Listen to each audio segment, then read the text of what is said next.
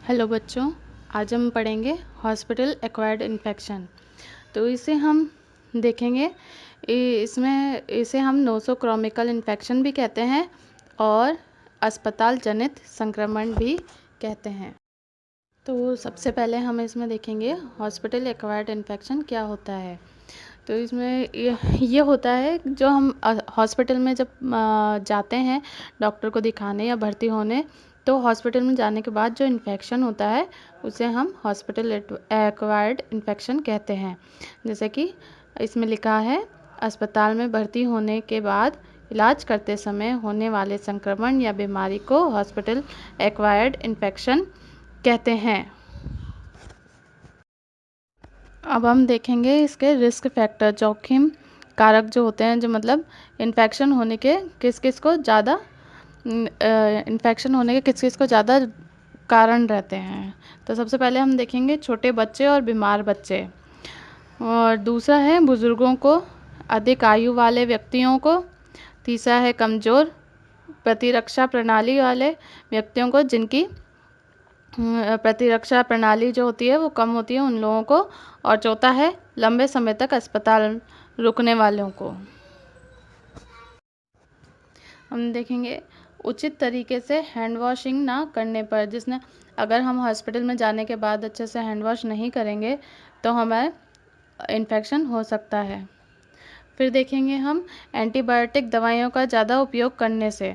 Antibiotic अगर हम ज़्यादा प्रयोग में लेते हैं तो उसका एंटीबायोटिक का जो असर होता है वो कम होने लग जाता है, तो हमारे इन्फेक्शन होने की भी रहती है। सातवां है संक्रमित उपकरणों का उपयोग करने पर। संक्रमित मतलब अगर किसी दूसरे का इंजेक्शन लगाया हुआ हमने लगा लिया, या किसी दूसरे इन्फेक्शन वाले का व्यक्ति का हमने किसी भी कुछ भी काम में ले लिया, तो ये हमारा इन्फेक्शन का कारण हो सकता है। अब हम देखते हैं इन्फेक्शन कंट्रोल मतलब संक्रमण नियंत्रण, मतलब हम इस इन्फेक्शन से कैसे कंट्रोल कर सकते हैं, संक्रमण को कैसे नियंत्रित कर सकते हैं। तो देखेंगे हम रोगी और स्वास्थ्य देखभाल प्रदान करने वाले के बीच संक्रमण को फैलने और स्थानांतरित होने से रोकने के किए जाने वाले उपाय अभ्यास को संक्रमण नियंत्रण या इन्फेक्शन कंट्रोल कहते हैं।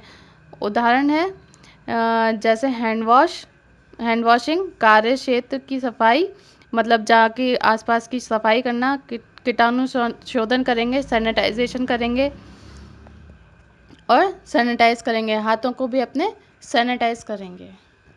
अब हम देखेंगे जेडीए की भूमिका और कार्य।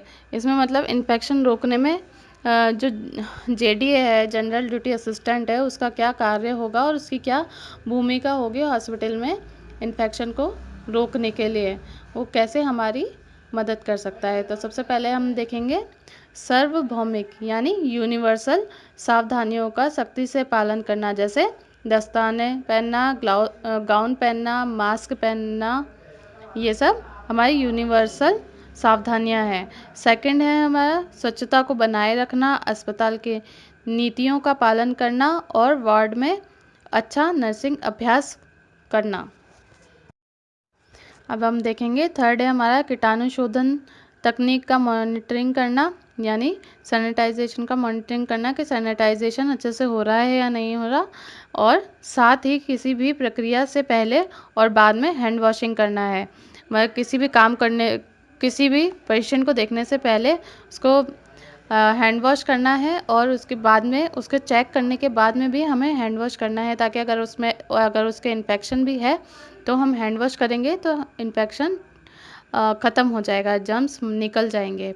चौथा है रोगी में किसी प्रकार के संक्रमण के लक्षण दिखाई देने पर डॉक्टर को सूचित करना, यानी कि अगर हमें लग रहा है कि किसी पेशेंट में कुछ इन्फेक्शन के लक्षण हमें दिख रहे हैं, अगर तो हमें डॉक्टर को जल्दी से सूचित करना है कि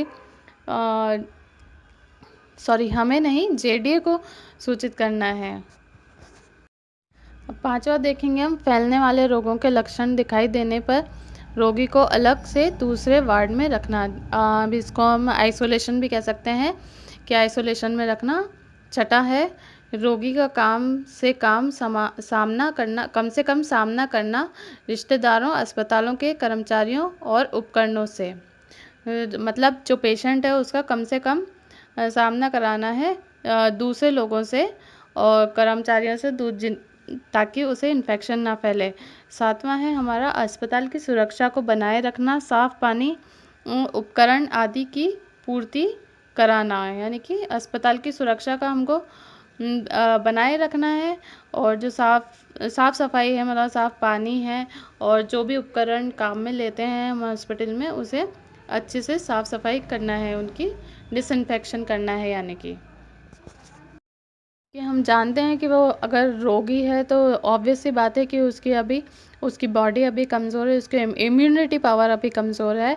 तो जब तक हम जितना हम ज़्यादा सफाई रखेंगे, जितनी हम ज़्यादा डिसइंफेक्शन रखेंगे, उतनी ज़्यादा वो उतनी जल्दी ही रिकवर करेगा अपनी बीमारी से। अगर कोई बीमार है और उसके पास में अपन गंदी चीज़ें लेके जाएंगे तो ऑब्वियस सी बात है कि उसे इन्फेक्शन लगेगा और इन्फेक्शन के साथ में उसे दूसरी बीमारी भी लग सकती है, वॉमिटिंग हो सकती है, खाना पच नहीं सकता, उसे दस्तें भी लग सकती हैं, डायरिया भी हो सकता है। सब कुछ होने के वो चांसेस रहते हैं।